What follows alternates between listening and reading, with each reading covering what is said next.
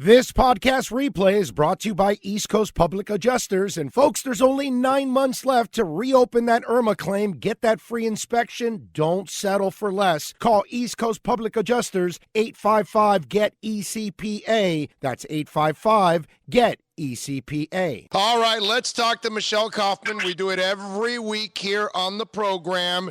And, of course, our Inter Miami report. Michelle does an excellent job covering Inter Miami and many other things for the Miami Herald. You can follow her on Twitter at Kauf Sports.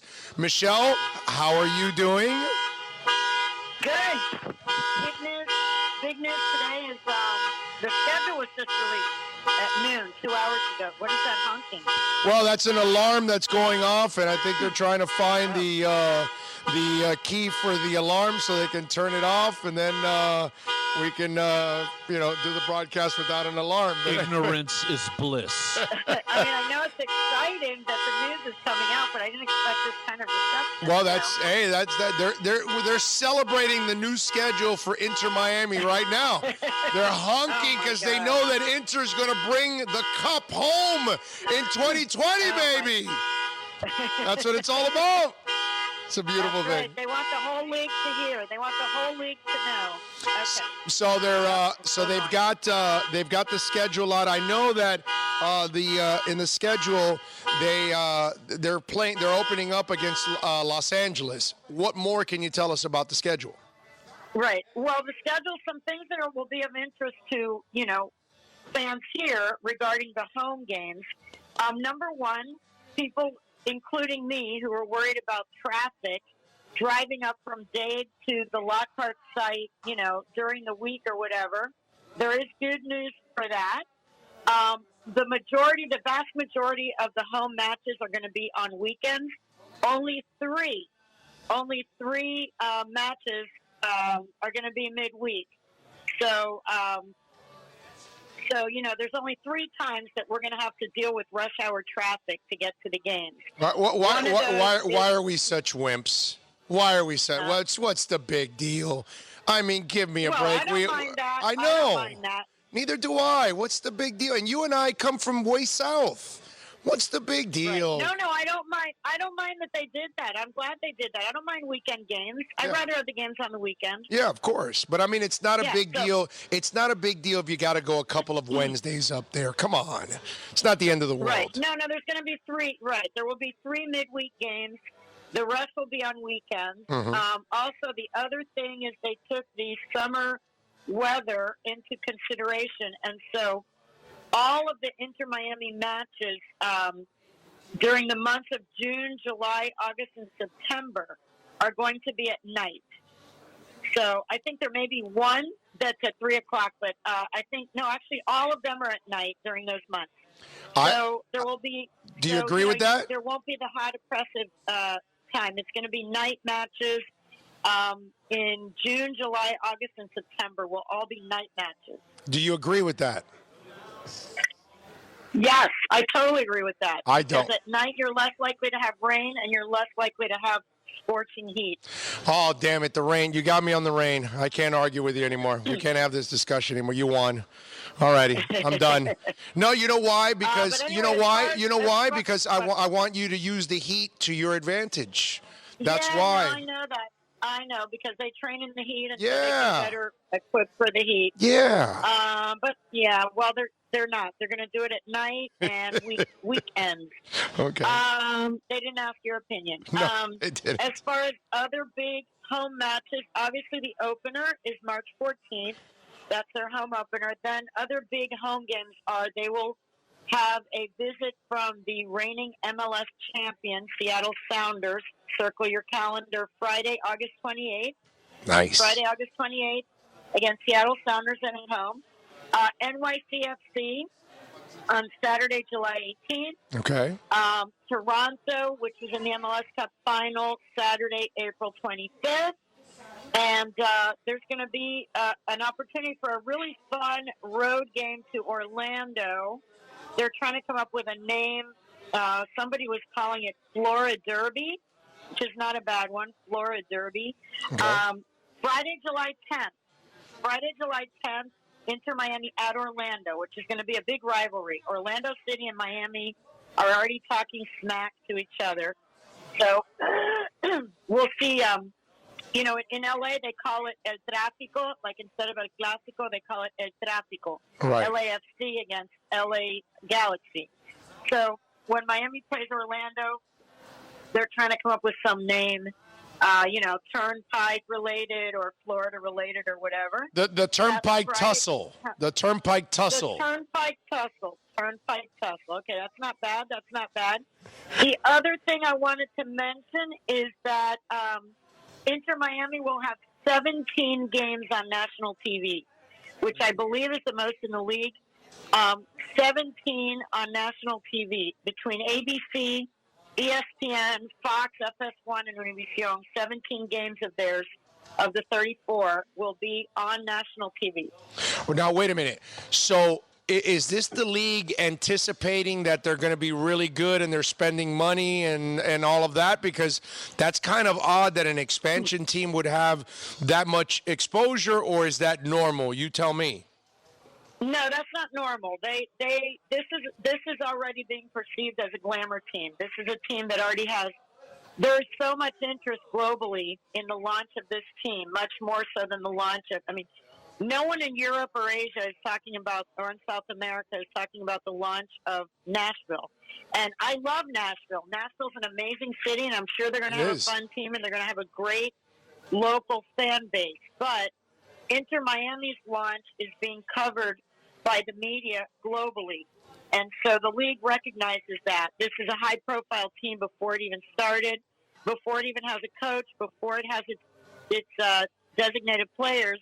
This team is already getting more page views internationally. News of this team gets more page views than almost any team in the league. Wow. So, and they haven't even done anything yet. So imagine when they start actually playing. Yeah. We'll see, but there's a lot of pressure on them. That also means there's going to be a lot of pressure because the league is showcasing this team without ever seeing it, without knowing who the players are, without knowing who the coach is. The league is already ready to showcase this team, which evidence is that half of their games are going to be nationally televised. So there's going to be a lot of pressure on this team right out of the gate to make an impression. Well, I would imagine, Michelle, they know that because of Beckham's connections, Moss's money, right? And then you add what was the other thing that I was thinking of with the other element of this team? There's three. Oh, and then the city itself being a place that internationally these players, especially from Central and South America, would love to play anywhere in the country. They'd rather play here than anywhere else in the U.S. Oh yeah, and most of them would rather play here than go live in Europe, which is cold, and they don't speak Spanish there, and it's not so close to their home country, and the food is different, the music is different. Miami is very, very appealing, particularly to Latin American players, and fans globally. Miami is a recognized brand. Miami is a recognized brand around the world. David Beckham is a recognized brand around the world. So MLS wants to piggyback off that. MLS is jumping on that pairing of David Beckham and Miami, and they're going to showcase this team. They want this team to be broadcast to many, many countries, and they will. It's going to be. They have an international TV deal. And the Inter Miami team is going to get a lot of airtime in Latin America in particular. So it should be really interesting. Like I said, they're going to be considered a high-profile team from the get-go. So they're going to have to really step up from the start on the field. All right. Any news on players or coach? No, there's no news on player coach. I still will stand by. I know we are getting closer now, but they keep saying there's no team to coach yet. So whatever's happening behind the scenes, they don't actually have a practice tomorrow morning. So their first practice won't be until the third week of January. But I'm still thinking Marcelo Gallardo of River Plate, and Plan B would be Santiago Solari. Those are still the two names that I'm sticking with. And I don't know when. Sometime soon is what I keep hearing, but they've been telling me that because I've been on your show for a long time, and they keep telling me that. So. Okay. How about practice? Have they told you or told anybody yet, or you're hearing where the practices are going to be held? I know it's going to be in multiple places, but have they told you where those multiple places are yet? They have not told me that, although I think that information is going to become available hopefully next week. So maybe when I talk to you next Wednesday, which is, next Wednesday's Christmas. Yeah, we're probably not going to talk next Wednesday, I don't think. Oh, maybe we'll do it Tuesday. Maybe we'll do it Tuesday. Tuesday. All right. We'll see what's happening. But yeah, that's going to be coming out soon. I mean, I know that they need to know because they have to plan. If they're going to be traveling somewhere, they need to plan that travel. I will need to also plan that travel. So, well, you haven't vacation. They made you stay from Halloween till now. You haven't been able to vacay. Come on. I know. Well, believe it or not, my vacay was supposed to start today. Today was supposed to be my first day of vacay, but because they were releasing the schedule, I basically postponed it a day. So tomorrow I'm going on vacation just for the weekend. I'm going out of town for the weekend, but then I'll be on vacation, officially on vacation until January 1st. But if a coach is named, I will come off vacation for that one day, and then I will resume my vacation. Dedication is amazing. Where are you vacating to? Just this weekend, we're going on a little cruise to the Bahamas. Nice. Unfortunately, if you look outside, this is not exactly the weather that I envisioned for a Caribbean cruise.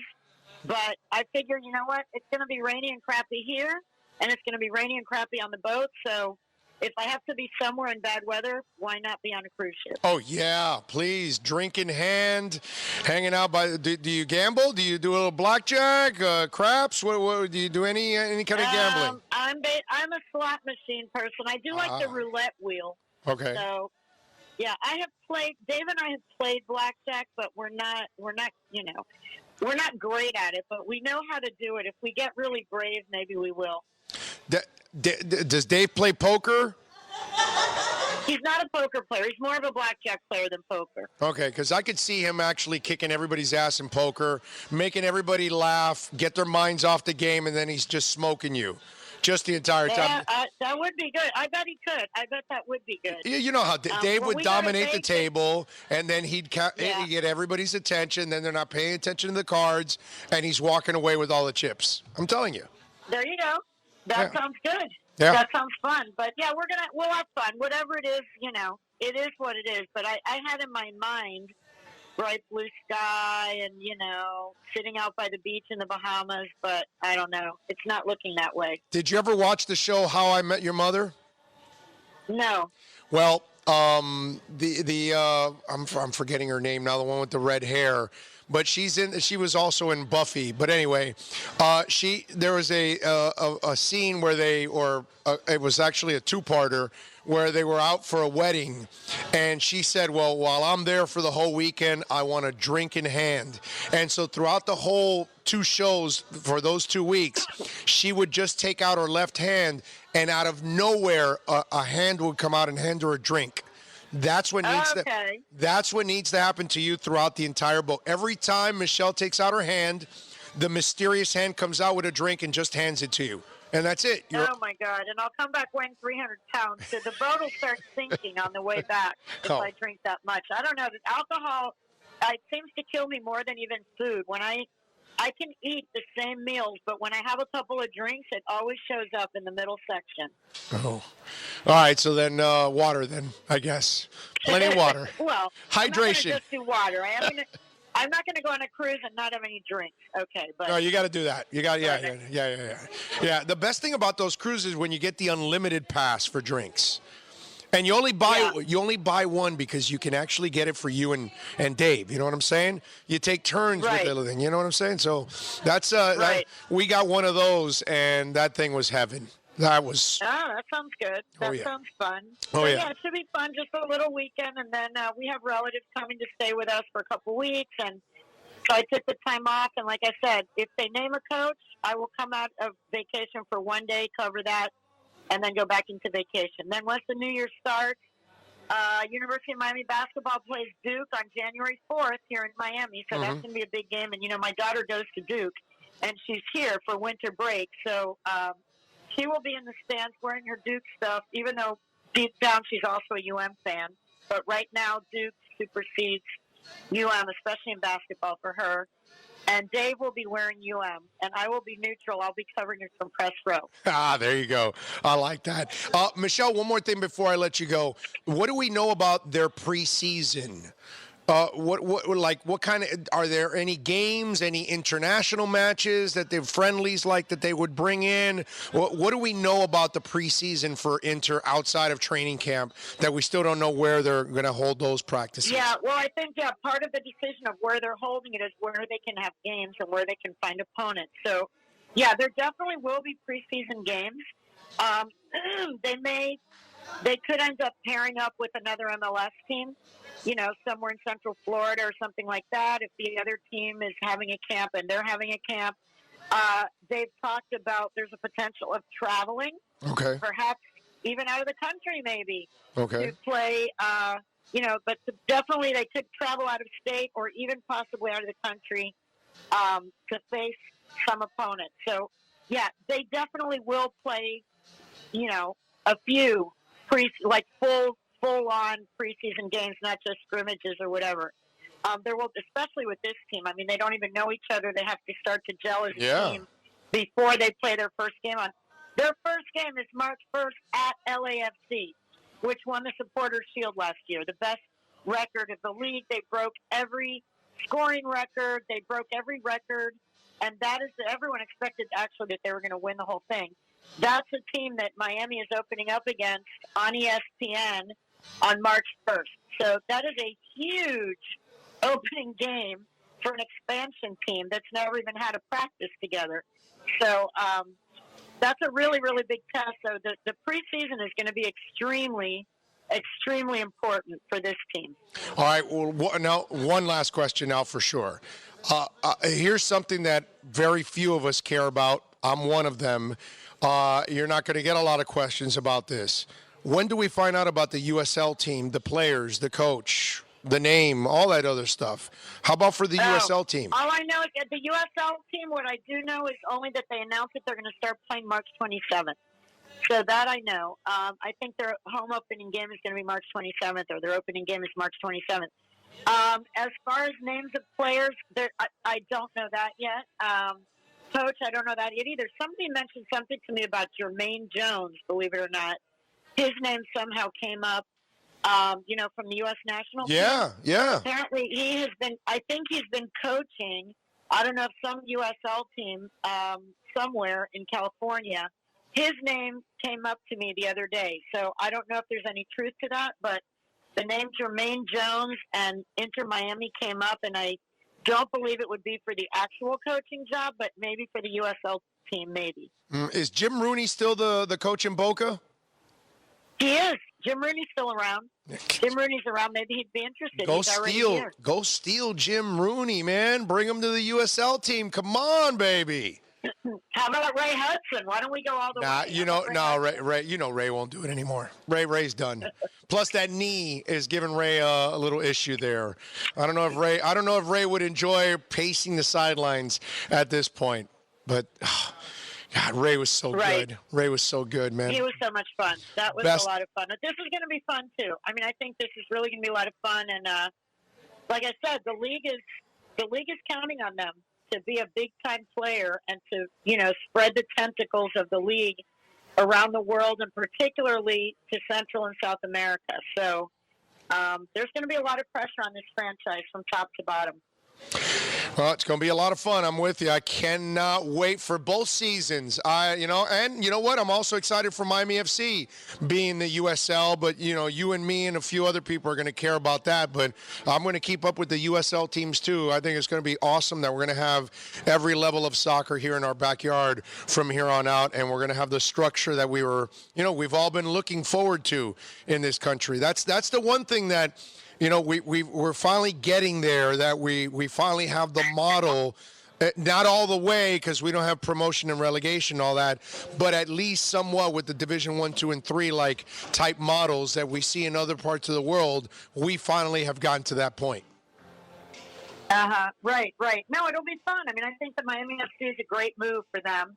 to go back to FIU Stadium and raise their profile again and, play in a league that's more stable so that we know that they're going to have enough teams to play the games and have a solid league. I mean, they were a very good team, but there just weren't enough solid teams in that league. So it'll be fun.